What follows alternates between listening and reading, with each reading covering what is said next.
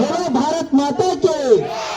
ಆತ್ಮೀಯ ಪೋಷಕರೇ, ವಿದ್ಯಾರ್ಥಿಗಳೇ, ಶಿಕ್ಷಕ ವೃಂದದವರೇ, ಇಂದು ನಾವು 80ನೇ ಸ್ವಾತಂತ್ರ್ಯೋತ್ಸವವನ್ನ ನಮ್ಮ ಶಾಲೆಯಲ್ಲಿ ಸಂಭ್ರಮ ಸಡಗರದಿಂದ ಆಚರಿಸ್ತಾ ಇದ್ದೀವಿ. ಈ ಸಂದರ್ಭದಲ್ಲಿ ನಿಮ್ಮ ಮುಂದೆ ನಿಮ್ಮ ಮಕ್ಕಳು ಅನೇಕ ಸ್ವಾತಂತ್ರ್ಯ ಹೋರಾಟರಾಗಿ ಕಾಣಿಸ್ಕೊಳ್ತಾ ಇದ್ದಾರೆ.